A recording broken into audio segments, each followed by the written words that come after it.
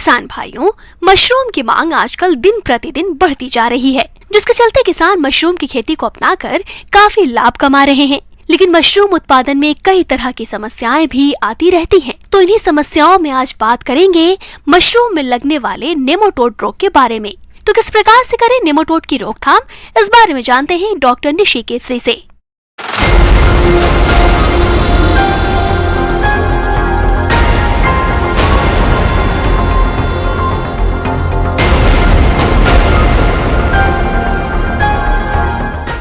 तो सूत्रकृमि के बारे में जैसा पिछले बार मैंने बताया कि ये भी एक जंतु होता है और यह सब जगह पाया जाता है, हमारे शरीर में, जंतुओं के शरीर में, पक्षियों में, और जहाँ भी थोड़ा बहुत पानी हो ये जरूर मिलता है।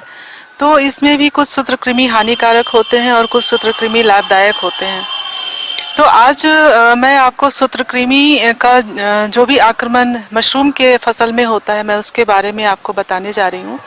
तो ये सूत्रकृमि क्या करती है कि जैसे ही मशरूम का जाल फैलने लगता है, जो भी किसान भाई मशरूम की फसल उगाते हैं वो जानते हैं, मशरूम का जाल फैलने लगता है तो उस जाल की जो कोशिका होती है, उस कोशिका को छेद करके उस कोशिका का सारा द्रव्य खींच लेता है, जिसके कारण आपके फसल में जितना जाल विकसित होना चाहिए मशरूम का, उतना जाल विकसित नहीं हो पाता है।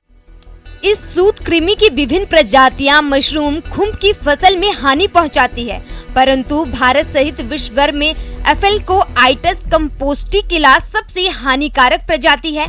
ये सूत्रकृमि भी बड़ी तेजी से माइसीलियम को खाता है, जिससे मशरूम को नुकसान या क्षति अत्यधिक होती है।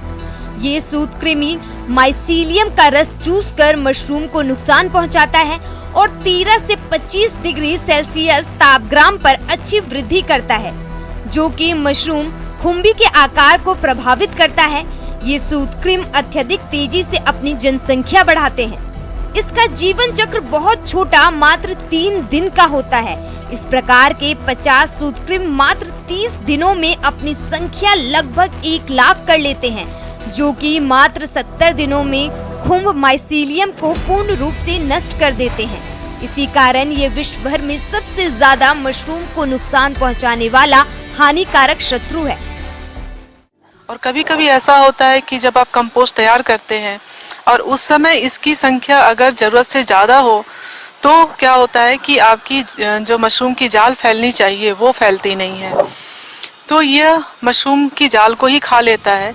तो उससे क्या होगा कि आपके मशरूम में जो बटन आना चाहिए वो बटन नहीं आ पाता है, और अगर आना भी, अगर थोड़ा बहुत जाल अगर रह जाए तो उससे जो बटन निकलेंगे वो स्वस्थ नहीं होंगे। उनकी जो डंठल होती है वो काफ़ी लंबी पतली हो जाएगी। जो सही रंग होना चाहिए, बिल्कुल सफ़ेद होना चाहिए, वो सफ़ेद रंग नहीं आ पाता है। मशरूम का कंपोस्ट जो है वो आपका दब जाएगा, दबा हुआ लगेगा, या फिर उसमें से दुर्गंध आना शुरू हो जाएगा और थोड़ा सा गीला गीला जैसा लगने लगेगा। इसके अलावा जो मशरूम का बटन है उसके सतह के नीचे आप देखते होंगे कि गिल्स होता है, जैसे कि मछली में गिल्स होता है वैसे इसमें भी गिल्स होता है। तो ये फ्रेश पिंक कलर का, गुलाबी रंग का नहीं होके ये बैगनी रंग का होने लगता है। तो इससे आप समझ सकते हैं कि इसमें सूत्रकृमि का आक्रमण हो गया है। रोग के लक्षण: आरंभिक अवस्था में मशरूम के बीज हल्के भूरे रंग में बदल जाते हैं।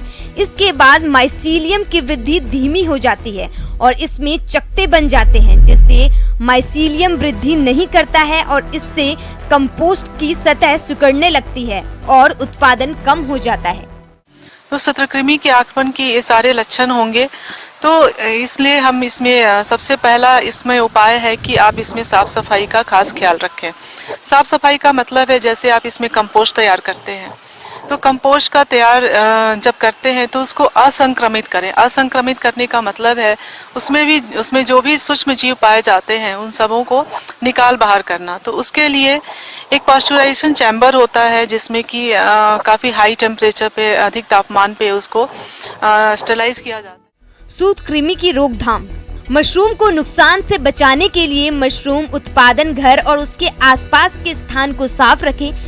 5% फार्मिलियम के घोल का छिड़काव करें, जिससे कि मक्खी, मच्छर इत्यादि ना पनप पाए। साथ ही कच्चे फर्श पर कंपोस्ट नहीं बनाएं। कंपोस्ट में मिट्टी ना मिलने दें। इसके लिए सीमेंट के फर्श का प्रयोग करें उत्पादन के उपयोग में आने वाले सभी यंत्रों को 5% फार्मिलियम से उपचारित कर उपयोग में लें। कंपोस्ट में 2 से 5% सूखी नीम की पत्तियां मिलाएं, जो कि सूत्रकृमियों के वृद्धि गुणों को रोकने में सहायक होती है।